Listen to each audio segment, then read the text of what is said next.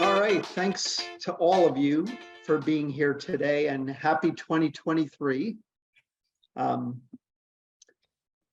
I have once again put together some slides to share on this issue. And one of the things that I'll say to all of you is that this is a relatively intense, emotionally provocative topic, what we have here, that I would encourage all of you to take caution, that if anything that I'm saying here is a little too intense, or that you need a break, to go ahead and do so, turn the volume down. I would completely understand, just in terms of self-regulation and taking care of yourselves as needed, because this is not a light subject. At least it won't be light in the way I talk about it, because if I were to water it down, I really wouldn't be doing the topic justice. So let's just proceed with caution, is basically what I'm saying. So criminal injustice towards autistic individuals and the regrettable necessity of labeling autism a disability. Certainly a loaded topic. Quickly, I'll just touch on my book, as I've done before. It's called A Long Walk Down a Winding Road. There are stories from my past and self-help content rolled into one. That where I am autistic, and I've been fortunate enough to experience happiness and success in life, the self-help content kind of stems from that, in terms of some ideas on how we can find greater happiness and success in life, even in the face of challenge and adversity, and that if none of the self-help items in the book are directly relevant to anything that you may want to be working on for yourself, there's still validity to the book in terms of exposing what it can be like to live autistic, from the perspective who's somebody who actually walks in these shoes. So quickly on the book. All right, so in my writings on social injustice towards autistic individuals, there are unfortunately many cases of this. There were two that I happen to have chosen to focus on, and those are the cases of Lyndon Cameron and Reginald Nellie Lotson, both of which point to this phenomenon that's known as fight or flight. In the case of Lyndon Cameron, he had had a mental breakdown. This is an autistic teen who several years ago had a mental breakdown. His mother ended up calling the police for crisis intervention purposes.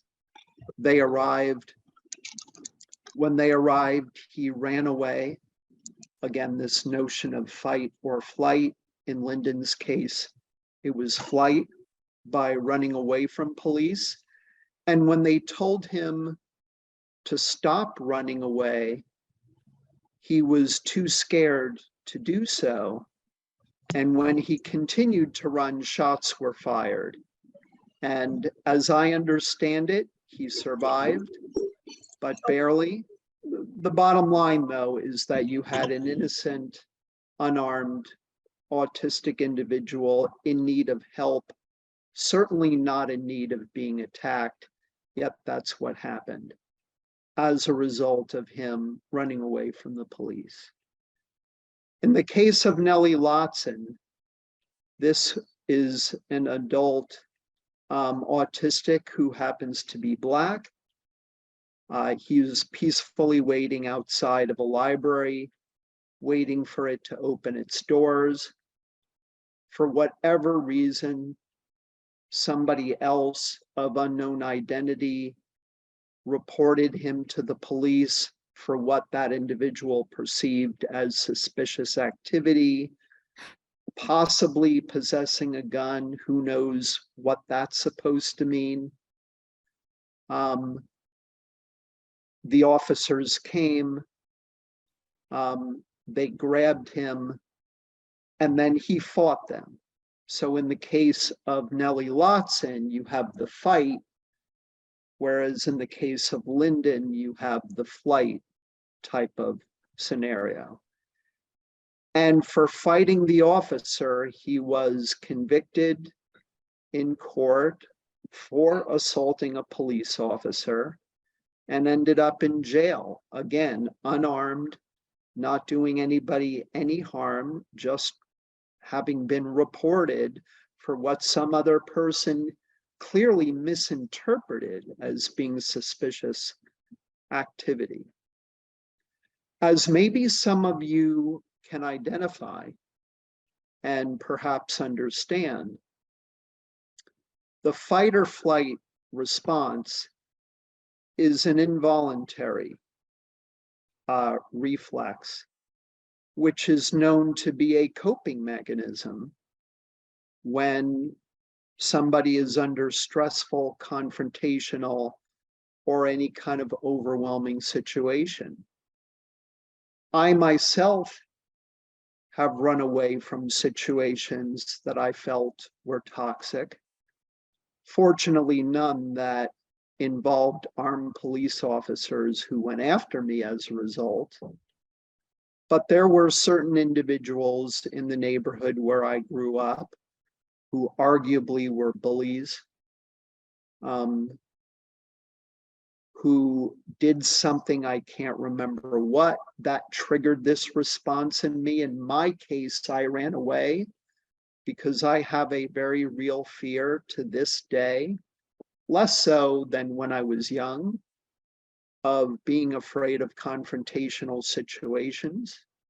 I would imagine that most, if not all of us are.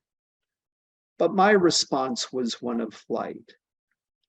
The key here, though, is that this is an involuntary coping mechanism that autistic people often resort to, which is really largely out of control, but which unfortunately can be misconstrued and misunderstood as opposition or fighting or not being compliant when an armed policeman is in the picture. And that's the regrettable tragedy, really, of these two cases. Non-criminal activity being misconstrued as criminal activity. We all know that appearances can be deceiving. You can't always judge a book by its cover. Perception and reality are often two different things. Certainly those come into play here. That really what many acknowledge is needed is to have individuals who are vulnerable, whether disabled in any way or who are neurodivergent, as autistic people are, people who are vulnerable because of stigma, because of discrimination, marginalization, all those different types of things that I believe we've already discussed in previous sessions, that we don't deserve to be treated like criminals when we're not. That what we need is to have effective de-escalation of a situation rather than for a situation to escalate, sometimes to tragedy. Or in the case of Lyndon Cameron being shot to the brink of death, thankfully not quite, ending up in the hospital. And Nellie Lotson ended up in prison for at least a couple of years. From what I read, sometimes found himself in solitary confinement.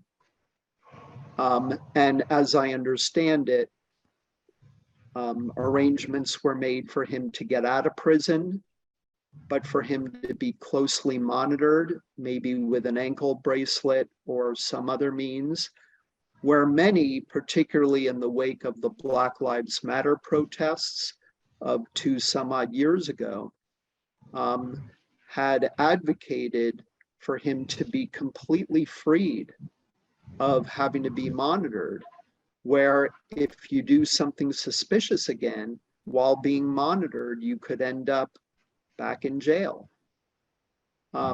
As far as I'm aware, the governor of Virginia, who would have the power to pardon him, has not yet done so. So this need for de-escalation, I think a lot of it stems from this notion that the way non-autistic individuals are policed isn't going to work precisely with neurodivergent individuals like Lyndon and Nellie and all of us. You can't wrongly and unjustly apply the same principles to us as you can non-autistic individuals. And clearly when that happens, the consequences are very, very real.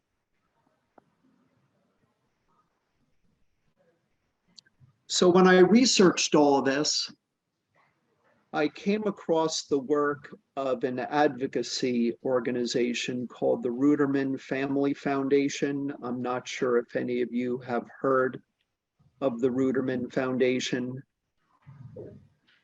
They, among others, advocate for the disabled and for their civil rights.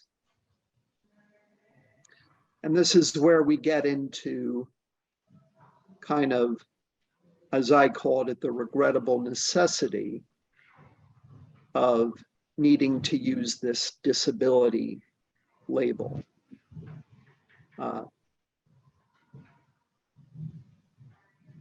One of the problems that the Ruderman Family Foundation acknowledged is that the word disability is all too often left out of conversations about police violence. And in their mind, and I agree with them, this leads to a missed opportunity to develop new solutions that would properly consider victims' disabilities.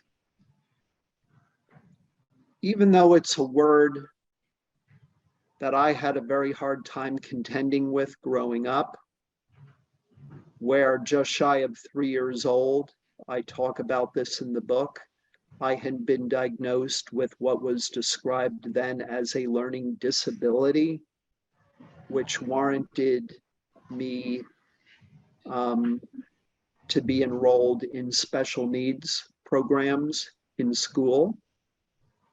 That disability or special needs label was one I had a very, very difficult time dealing with, I'll admit. Other people can talk very freely and without any harm to self-esteem as being disabled. For some of us, maybe that word doesn't carry a lot of weight, but for me, particularly in my younger years, it did. Today, I view that learning disability diagnosis that I was given as a learning difference instead. Perfectly fine with the word difference. That's a word that doesn't get under my skin the way a word like disability or disorder, particularly medical condition. Another word I recently encountered in conjunction with scientific research that's been done around autism is actually the word disease. To me, that may be the worst of all these kind of D labels. But in this case, where disability is nonetheless a familiar word when it comes to discourse in America about the disabled, where you have the Americans with Disabilities Act, which passed in 1990, and that was arguably a very important bill in terms of granting greater access for those who society labels as disabled. Documents like the DSM-5 that are used as diagnostic guides for various disabilities and mental disorders. You have the Individuals with Disabilities Education Act. It's all these documents, all of these government pieces of legislation that use the word disability. As a result of that, let's face it, this word is very commonly used in public discourse about these sorts of things. In this case, I would argue that it's a word that is essential to use. Again, in the sense that, as the Ruderman Family Foundation concluded, is all too often left out of conversations about police violence, and you have a missed opportunity to have a public dialogue that ideally could lead to reforms in how law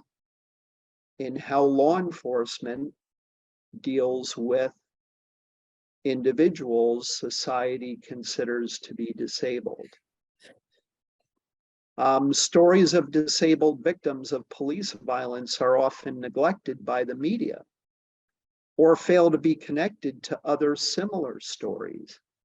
As a result, reform becomes very difficult to accomplish in the absence of proper media coverage, is another argument the Ruderman Family Foundation makes. If we warped back in time to Martin Luther King's day and to the Civil Rights March in Selma, Alabama, for example, a big part of that story and how that march over the bridge in Selma led to Voting Rights Act, I think of 1965, Martin Luther King and others would argue that that march probably wouldn't have led to anything had it not been for the media coverage of that event, because the media was there to broadcast it, because prior marches in Selma were televised. It shocked enough people, including those in positions of power, to affect real change. I see a parallel between that phenomenon and what we have here, that if you had proper media coverage of these stories, like that of Lyndon Cameron, like that of Nellie Lotz, and many, many others, and if that media coverage were to make connections between these various events, which have obvious similarities, we would see more reforms than have already been made.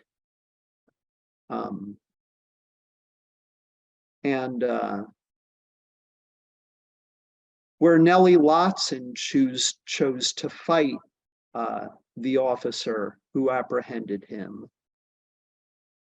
and with that story making that much clear, you perpetuate this false stigma around autism and violence. You're blaming, it's misplaced blame is really what it is. And as a result of that, all of us arguably become more vulnerable.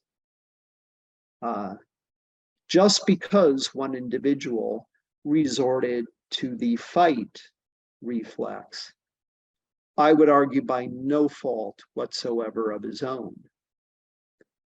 again, with autistic individuals being prone to this fight or flight reflex. It's a reflex. It's not a deliberate or premeditated or intentional act. It's a reflex when you're under situations of great stress, which, as you can imagine, would be that kind of situation when you're being held by a police officer who's armed. It perpetuates a false stigma to cover it in that light. And regrettably, that story, much of the reporting done around it, was along those lines of perpetuating this false stigma around autism and violence. So, like we talked a little bit about earlier, you have this notion of disability and how society looks at it, but that can and should be very, very different from how we self-identify as neurodivergent autistic individuals. Two different things. Very, very important distinction. Again, you have the Americans with Disabilities Act, the Individuals with Disabilities Education Act, a multitude of other acts and laws that touch on disabled Americans that contribute to this being the label that is typically used. That would be used in the cases of Nellie Lotson, Lyndon Cameron, others, and others with other types of disabilities.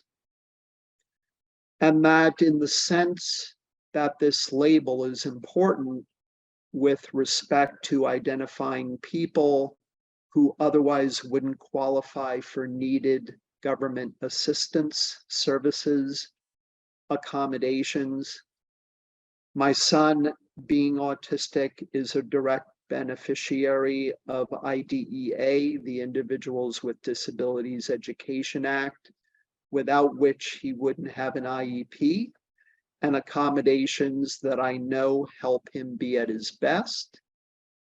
This is where the disability label, in this respect, arguably becomes essential. And as I mentioned earlier, with respect to justice, proper treatment under the law, what the Ruderman Family Foundation concluded was not enough mentioning of the word disability when it comes to discussions around justice and law enforcement. So a line needs to be drawn between how society labels, perhaps for the better in these cases, autism, and how we label ourselves. The former need not influence the latter. That can be easier said than done, because much of what is perpetuated in society rubs off on us as individuals, but it's a worthwhile thing to work on in this case, that really it's very important for this line to be drawn, assuming that, as was the case with me, that the disability label does harm to sense of self, to self-esteem, to self-identity. I struggled with it growing up. As I learned all kinds of things the hard way and learned and grew with age, now it doesn't bother me anymore, but it very much bothered me when I was younger, closer to many of your age. That this is an important distinction to make. If the label is problematic, just because society might consider you to be disabled does not mean that you need to look at yourself in that light. It's a choice. You can look at yourself as disabled, and hopefully that wouldn't have any implications with respect to your sense of self, or you choose not to. I'm at the point now that where I had really worked hard for the better part of my 53-year life up to this point at self-acceptance, at self-esteem building, that finally, maybe somewhere in my mid-40s, I estimate that finally I reached a point where I could feel comfortable and strong in my own skin, that as a result of doing that really hard work of working on myself, that I am now able to use the word disability without any consequence to my sense of self. But that wouldn't have been the case earlier in my life. So it's a choice. But society should not dictate what choice you need to make of how you identify as an autistic or as a neurodiverse individual. So what's being done about all this? Things are being done, but in my mind, they fall short for reasons that I'm about to get to. There are cases, and I write about these in part in other related articles that I've written on this subject, not just the one that we're discussing today, around greater communication, learning, and mutual understanding between law enforcement, autistic individuals, and advocacy organizations like the Ruderman Foundation and many others that advocate for autistic individuals. Communication, learning, and mutual understanding. Policemen and autistic individuals getting together, going through various training programs, hands-on exercises and activities that educate policemen on what it can be like to be autistic, the kinds of accommodations that we and others with other social communication challenges would need from law enforcement in order to avoid injustice and tragic or borderline tragic unjust circumstances, and lead to more positive outcomes that would ideally result from de-escalation rather than the opposite. There are movies that have been filmed that that police officers and autistic individuals have watched together to become better educated about each other. There's virtual reality training that a company I consult for called Florio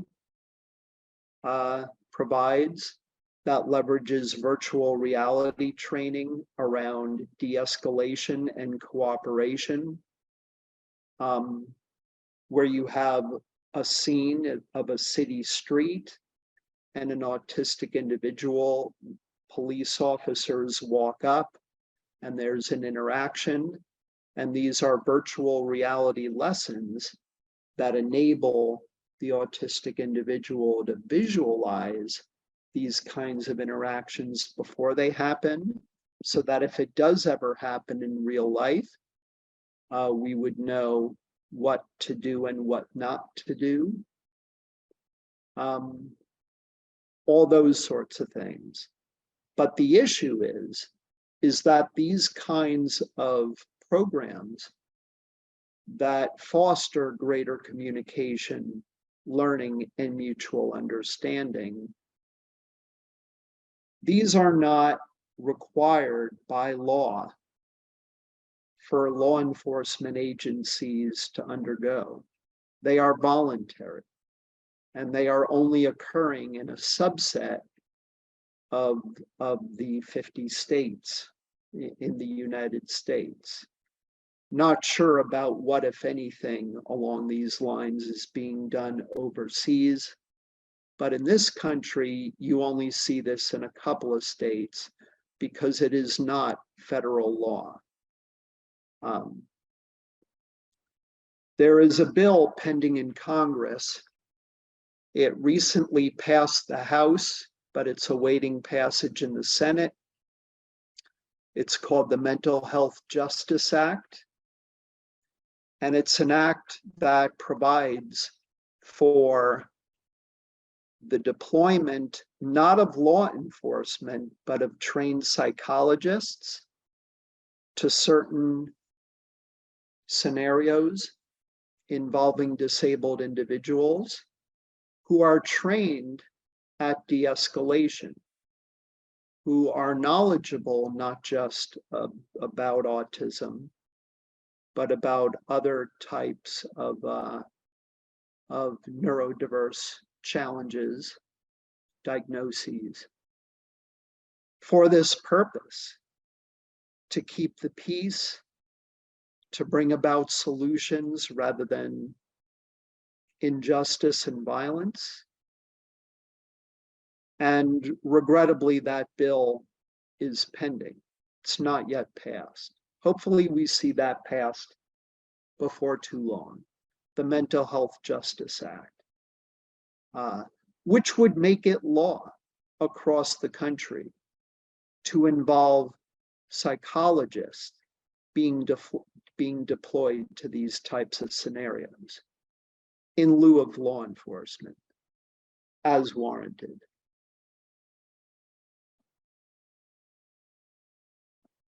So I've listed 2 articles here. Really, there are 3, all of which are at samfarmerauthor.com. First, the one which really is at the center of today's author talk, criminal injustice towards autistic individuals, and the regrettable necessity of labeling autism a disability. There is another article that I wrote not long after I wrote that article, entitled Law Enforcement's Efforts at Greater Autism Awareness.